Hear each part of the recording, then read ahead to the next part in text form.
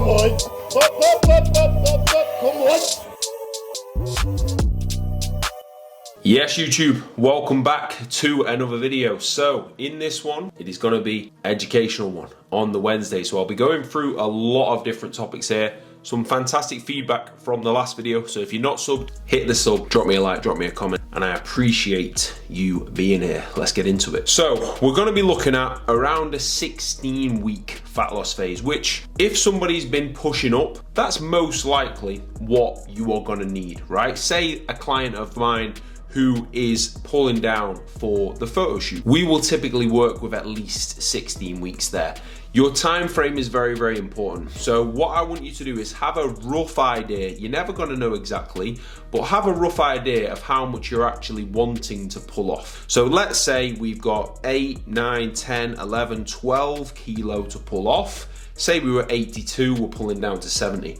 We can do that within that 16 weeks. So what that tells us is, say if we've got 10 kilo to pull off, that's the goal.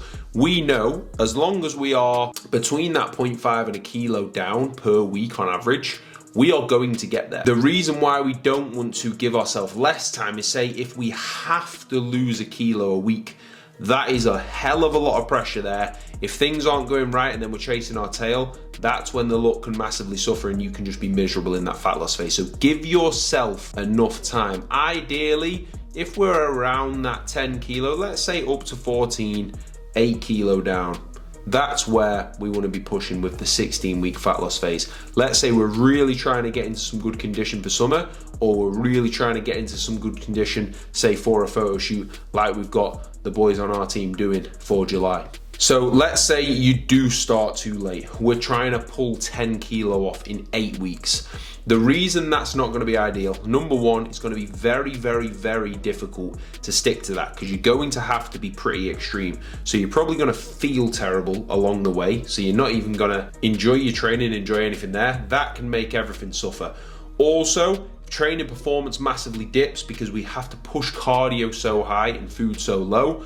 The one thing that's going to hold on to that muscle tissue is the performance. So if we've got food absolutely on the floor straight away and training performance for that entire time suffers, the end look is not going to be the look that you want. So give yourself enough time. So from that, our start position is so important. We have our BMR, our basal metabolic rate.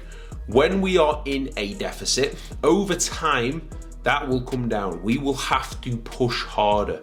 So say for example, you're losing weight now on 2,500 calories, 10K steps, 30 minutes cardio. Eventually, that's not enough to keep on pushing because our body adjusts. That's our new set point. Our body thinks, hold on a minute, if we stay in a deficit, essentially what we would do is die. So it has to slow that down to match that. So we then have to push expenditure more or pull food down more. So your start point is so important.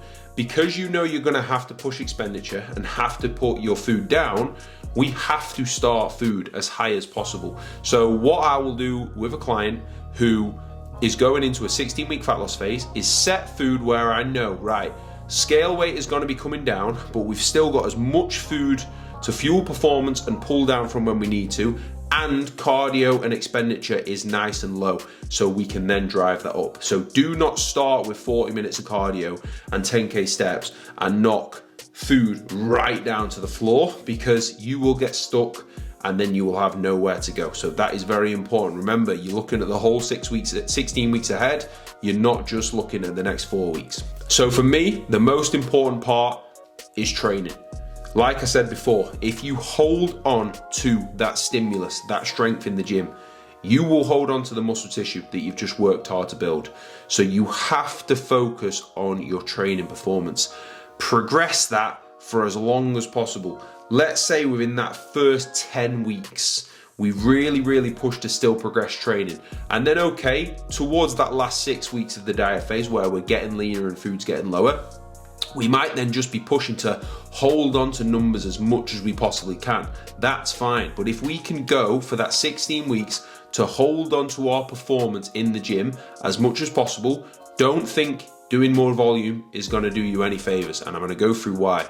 That is not what you need to do to hold the muscle.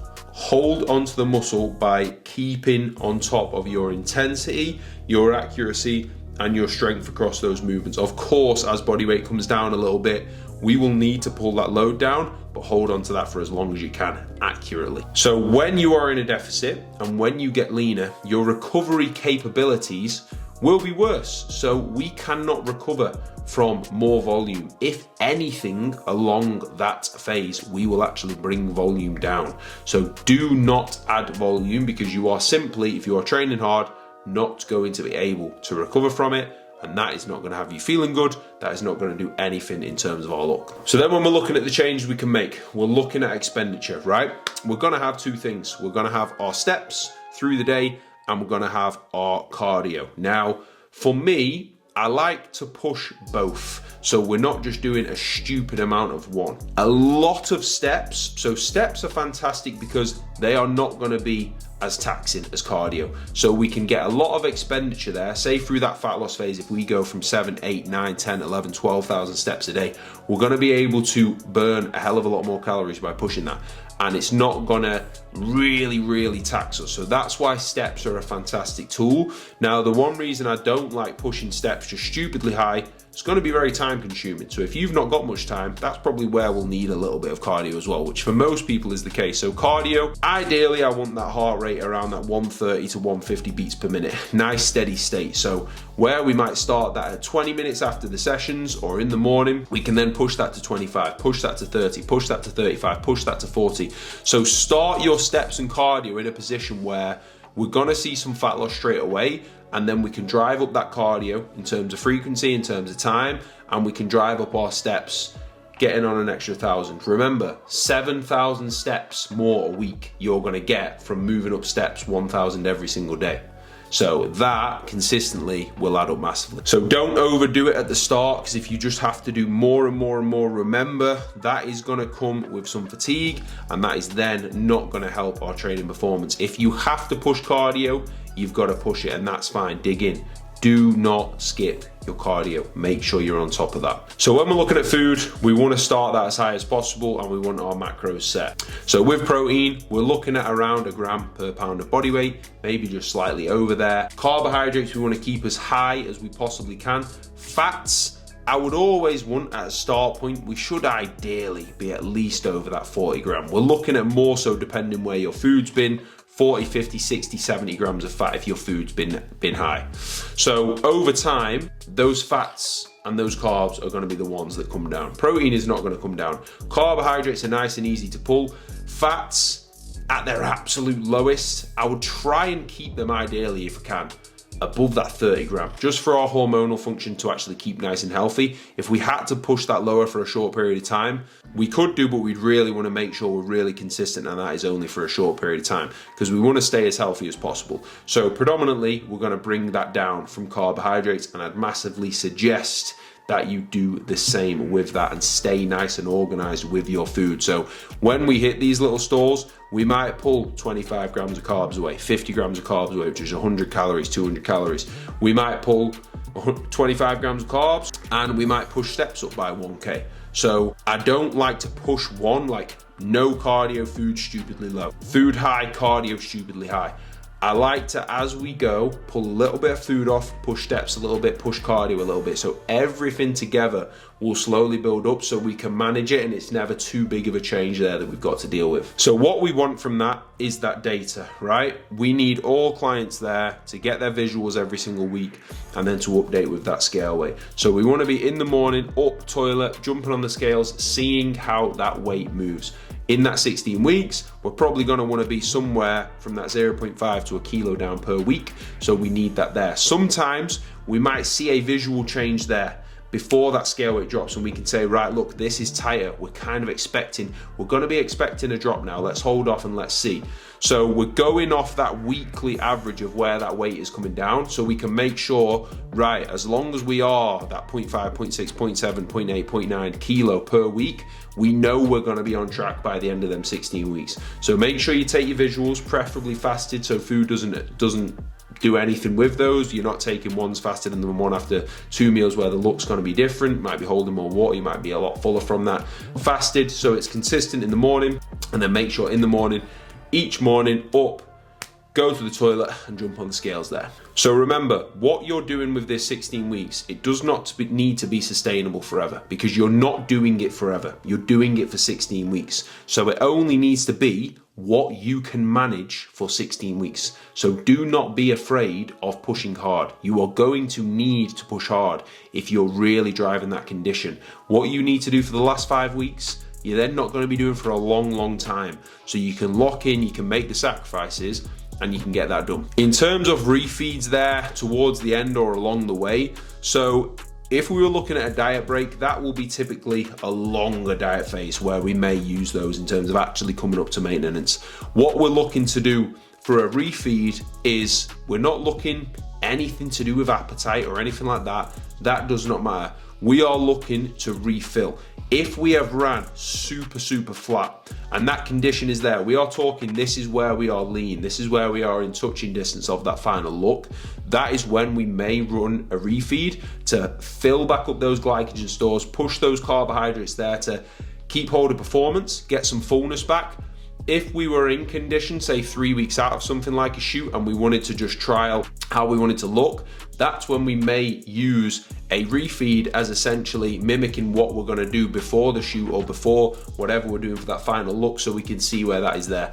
Don't feel like you need a refeed as soon as you're a little bit flat. You're gonna have to push where you're depleted and when you're flat. We can use refeeds if we're in ahead of schedule, condition is really good, and we can keep that fullness there and keep that performance there. But if we've got fat loss to pull off and we've got a time period to work in, we need to be pushing hard with that. And if you are doing something like a shoot, or if you are going away and you don't want to be flat and depleted, obviously we need to make sure we've got enough time to get some carbohydrates predominantly back into the system, make sure we're nice and hydrated there for that final look on shoot day, or for that final look when you're going on holiday. We can give ourselves a little bit of time to actually push some food back in and push that fullness there, so everything is nice and tight and you're a lot fuller, and that look will be better.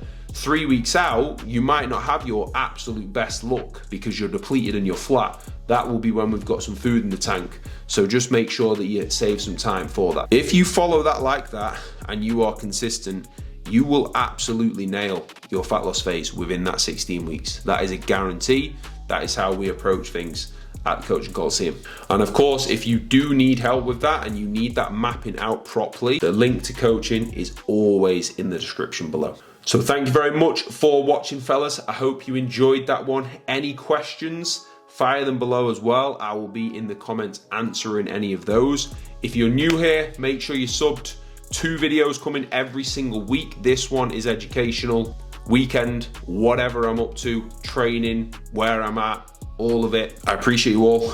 I'll see you in the next one. Peace.